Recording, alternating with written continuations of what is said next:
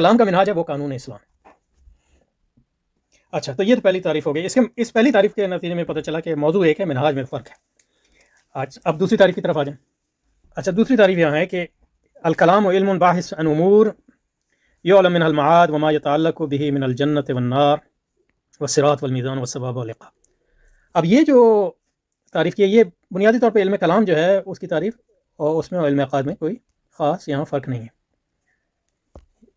اس میں جو ہے موضوع بھی ڈائیورج ہو گیا، یعنی کلام یعنی فلسفہ جو ہے اس پہ بات کرتا ہے کہ کائنات ختم ہوگی کہ نہیں ہوگی، لیکن بنیادی طور پہ فلسفہ جو ہے جنت اور جہنم اور صراط اور میزان اور ثواب اور عقاب کے بارے میں بحث نہیں کرتا، الا یہ کہ اس فلسفے میں کوئی جو ہے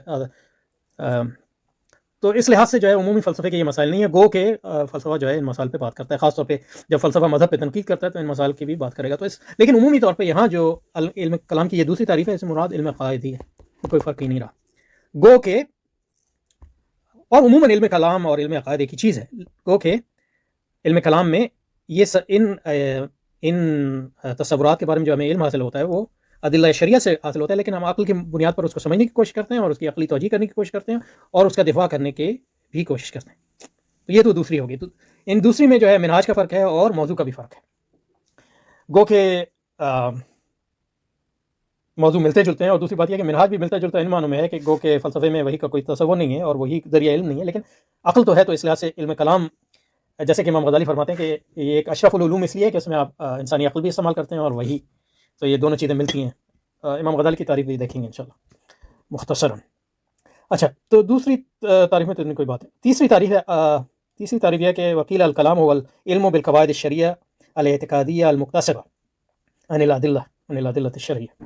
تو یہ جو تعریف ہے تیسری والی، یہ جو ہے یہ بالکل ویسی تعریف ہے جو علم فقہ کے مماثل ایک تعریف ہے۔ ان معنوں میں فرق صرف یہ ہے کہ علم فقہ میں بحث عمل سے کی جاتی ہے اور علم کلام میں اعتقاد سے کی جاتی ہے۔ تو اس تعریف کو دیکھتے ہیں تھوڑا سا جلدی سے۔ اچھا، تیسری جو تعریف ہے اس میں کہتے ہیں وہ علم ہے، علم کلام علم ہے قواعد شرعیہ کا،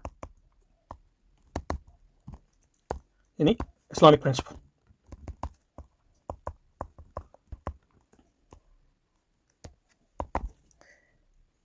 تو یہ ہو گیا کلام، اور فقہ بھی ہے قواعد شرعیہ کا علم ہے۔ تو یہاں تک تو فقہ اور کلام یا عقائد میں کوئی فرق نہیں۔ فرق یہاں آتا ہے کہ جو قواعد شرعیہ جس کا فقہ ہے اس کا تعلق عملی، اور جس کا تعلق جو ہے علم کلام سے، اس کا فرمان ہے کہ والعلم بالقواعد الشرعیہ الاعتقادیہ، اعتقادی۔ تو اس اصول شرعیہ جب اعتقاد کے متعلق جو ہے اس میں جس کو پڑھا جاتا ہے، جس کا مطالعہ کیا جاتا ہے، وہ علم کلام یا علم عقائد ہے، اور عملی قواعد شرعیہ وہ فقہ ہے المکتسبہ۔ یہ قید بھی دونوں کے ہاں ہے، کیونکہ حقیقت میں فقہ میں جو پڑھتے ہیں یا کلام میں پڑھتے ہیں وہ شرعی قواعد پڑھتے ہیں جو اجتہاد کی بنیاد پہ ہم جن کا اکتساب کرتے ہیں یا استخراج کرتے ہیں ادلہ شرعیہ سے۔ تو اس لحاظ سے جو منصوص مسائل ہیں اس کا نہ کلام سے تعلق ہے نہ فقہ سے، یعنی 5 فرض نمازیں جو ہے گو کہ فقہ کی کتابیں اس کو لکھتے ہیں، لیکن یہ کہ وہ فقہ نہیں ہے، وہ تو دین ہے، وہ تو منصوص ہے، اس کا آپ انکار کریں گے تو آپ کافر ہو جائیں گے۔ لیکن یہ ہے کہ اب اس میں تفصیل جو ہے وہ وہ جو ہے آپ اس کو استخراج کرتے ہیں اصول کی بنیاد پہ، تو وہ آپ کا اجتہاد ہے۔ اس لحاظ سے اس میں جو ہے مطلب یہ ہے کہ ہم مجتہدین کے اصولوں کے مطابق جو ہے ان کو مطلب یہ کہ غسل کے فرائض کیا ہیں وہ ادلہ شرعیہ سے ہی نکلتے ہیں، لیکن مالکیوں کے ہیں وہ 6-7 ہیں، حنفیوں کے ہیں وہ کم ہے، اور اس میں جو اختلاف کی وجوہ ہیں وہ اصول ہیں، اصول اور فہم عامہ۔ اسی طرح مطلب یہ ہے کہ جو تفصیلی احکام جو ادلہ شرعیہ سے تفصیلی عقائد کے بارے میں وہ علم کلام کی کتابیں ملتا ہے جو منصوص نہیں ہے، کیونکہ جو منصوص عقائد ہیں جیسے اللہ تعالیٰ پر کے وجود کا اقرار اور رسالت محمدی کا اقرار اور دوسرے جو مطلب یہ ہے کہ بنیادی عقائد ہیں جو حدیث جبریل میں جو بیان کیے گئے ہیں، وہ تو مطلب منصوص عقائد ہیں، لیکن جو کلام میں اعتقادی پرنسپل ہیں وہ ہیں جو المکتسبہ۔ کہاں سے وہ لیتے ہیں، کہاں سے اس کا استخراج کرتے ہیں؟ ادلہ شرعیہ کی بنیاد،